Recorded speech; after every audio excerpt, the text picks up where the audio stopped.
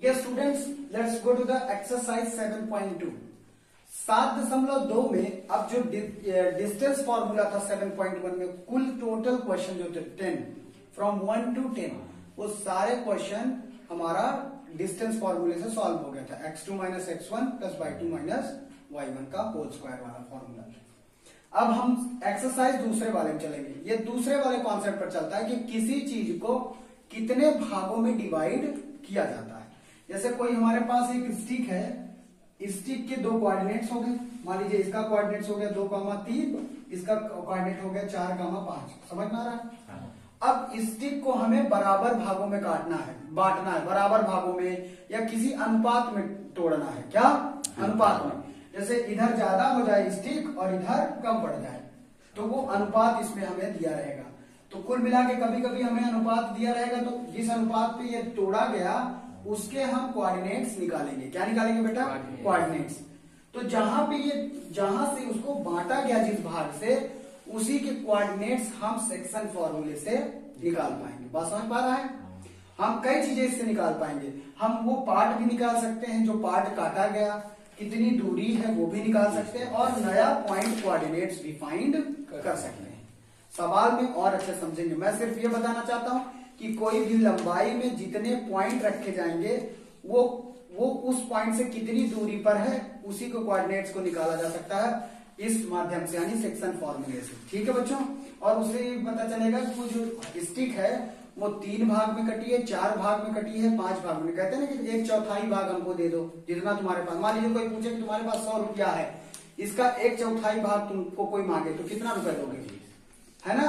100 रुपए का 1/4 भाग क्या होता है? 1/4। तो ये आ जाएगा 25। समझ पा रहे हो? इसी प्रकार की चीजें आपको सीखने को मिलेगी। तो चलिए सॉल्व करते हैं। पहले फॉर्मूला समझ लेते हैं बच्चों।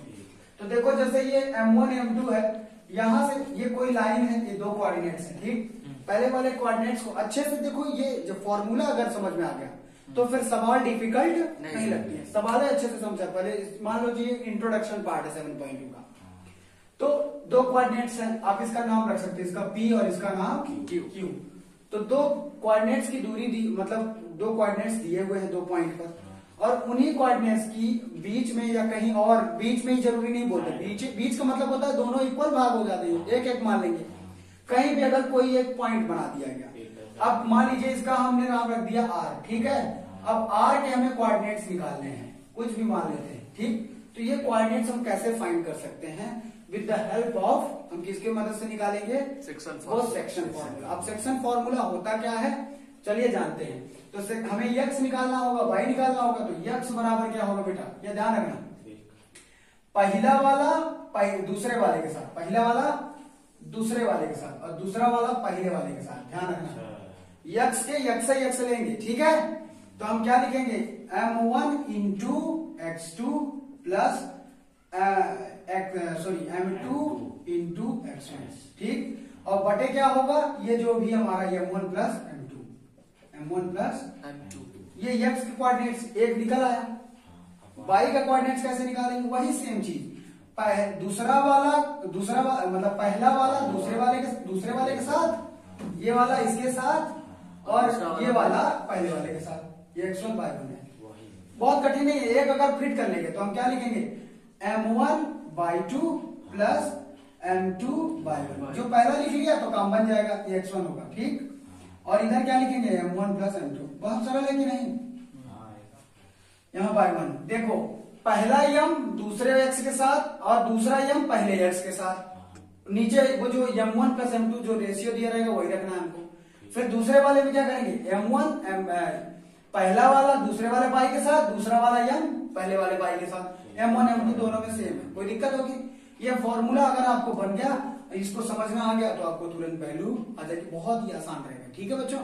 ऐसे ही दिया गया, 2 कोऑर्डिनेट दिया रहेगा या फिर नहीं दिया रहेगा तो कुछ कोऑर्डिनेट, और सवाल तो बदलते रहेंगे पर मेन कॉन्सेप्ट आपका यही है, सेक्शन फॉर्मूला, जिससे हम एक एक करके कोऑर्डिनेट फाइंड कर लेंगे। ओके, तो चलो क्वेश्चन नंबर फर्स्ट में शुरू करते हैं। तो देखो बच्चों, आइए क्वेश्चन नंबर फर्स्ट को लेकर समझते हैं, इससे सारे डाउट क्लियर हो जाएंगे। ठीक है?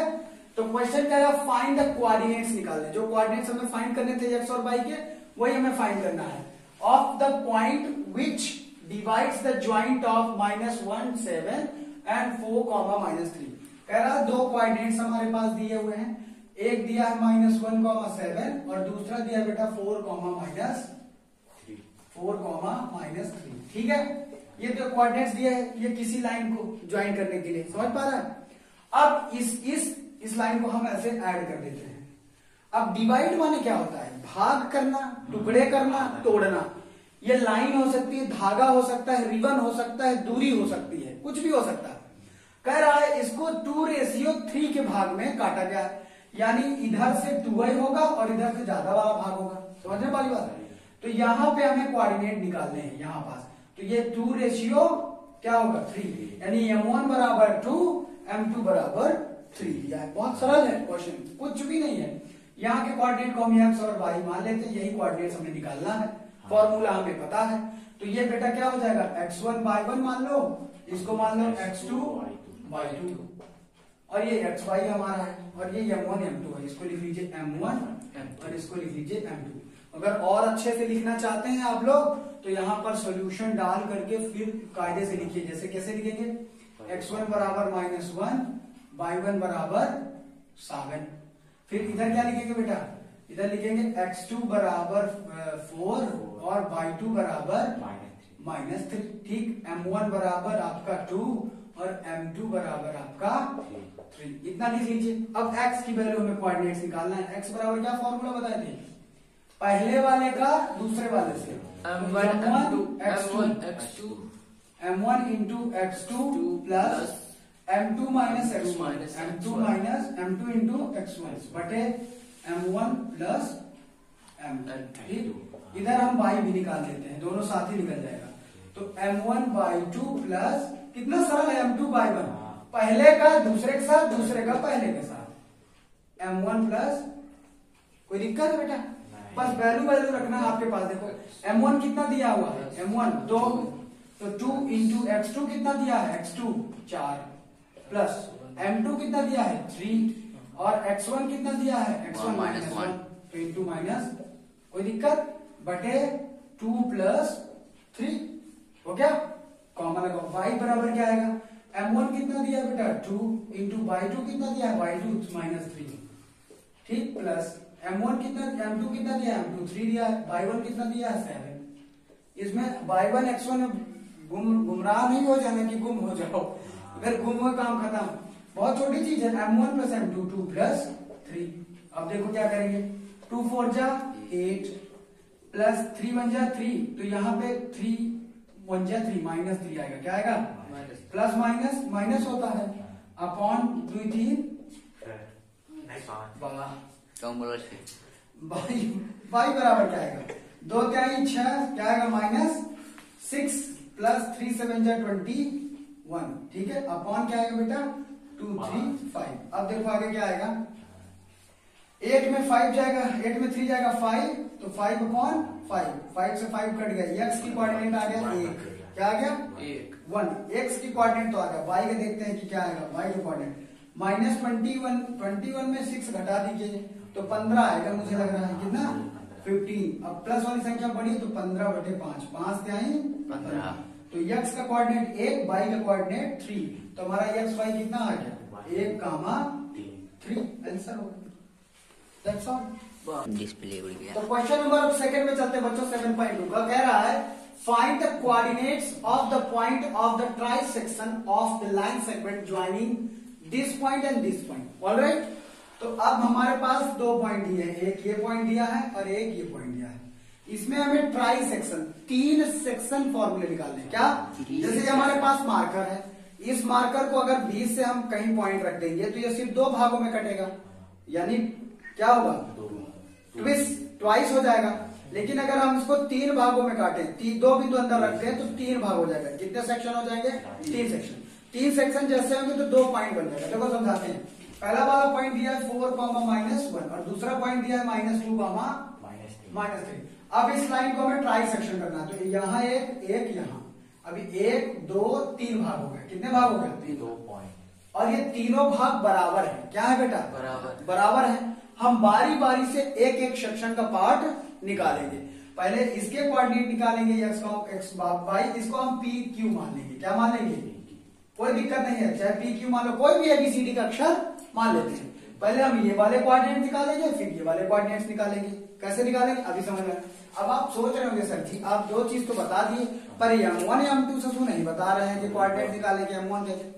ट्राई सेक्शन का बोला है कि बराबर भाग होगा, तो एक ये भी होगा, एक ये भी होगा, एक ये भी होगा। ठीक है, तो जब हम इस वाले कोऑर्डिनेट को निकालेंगे, देखो समझने वाली बात है, तो यहां से यहां तक की दूरी कितनी है? एक, और यहाँ बाकी यहां से यहां तक की दूरी कितनी होगी? दो। यहाँ से यहाँ एक, दो, एक प्लस एक बराबर कितना हो गया? दो। तो इतने और प्लस इतने कोऑर्डिनेट में कितना होगा? m1 हो जाएगा कितना? 1, और m2 कितना हो जाएगा? 2। समझ पा रहे कि नहीं समझ पा रहे? अरे यहाँ से यहाँ तक m1 क्या होगा? एक ही होगा, और m1 यहाँ से यहाँ तक है, दो भाग है, एक, दो। समझ पा रहे हो? ऐसे जब ये वाला कोऑर्डिनेट निकालेंगे तो यहाँ से यहाँ तक दो गामा एक हो जाएगा। बस, कोई दिक्कत? अब समझ में आ गया होगा। तो हम m1 m2 किसको मानेंगे बेटा? तो ये तो हमको समझ पा रहे हैं। m1 बराबर पहली बार इस कोऑर्डिनेट को निकालने के लिए इस कोऑर्डिनेट का नाम रखिए पहले, इसका नाम p, इसका नाम q, इसका नाम r, इसका नाम s।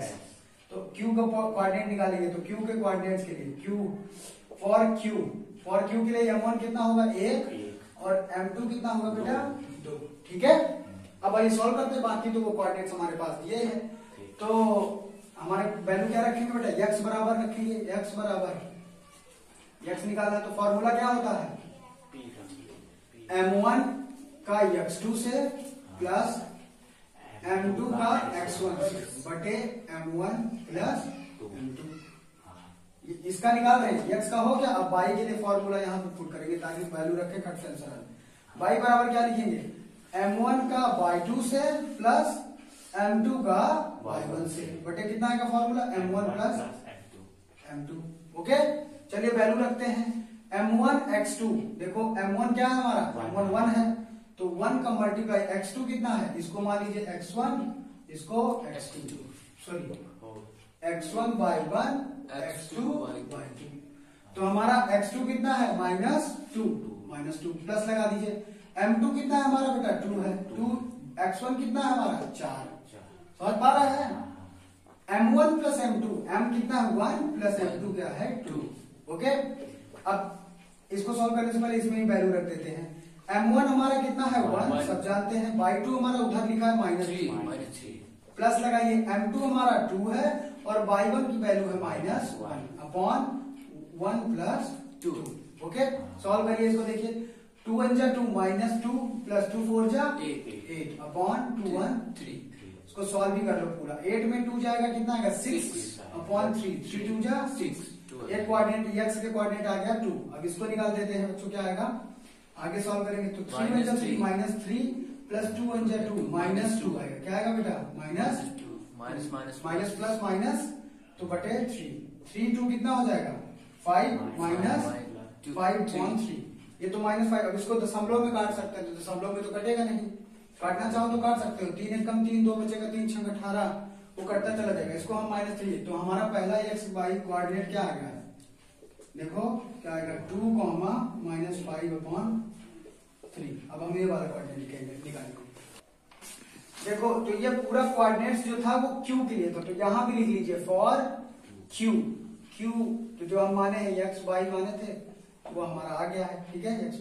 अब हम निकालेंगे फॉर कोऑर्डिनेट्स r के लिए होगा, तो इधर वाला क्या होगा? यहां से यहां तक 2 हो जाएगा, m1 2 हो जाएगा, और यहां से यहां तक m2 क्या हो जाएगा? 1 हो जाएगा।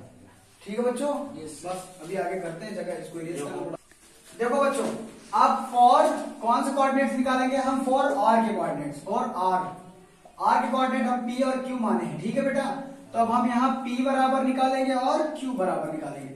बस r के कोऑर्डिनेट जब निकालेंगे तो यहां से यहां तक की दूरी m1 बराबर कितनी हो जाएगी? m1 बराबर अब 2 रखना, m2 बराबर 1 रखना।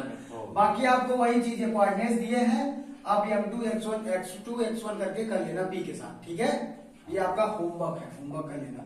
जैसा सेम पहला किया वैसे सेम करना। That's all.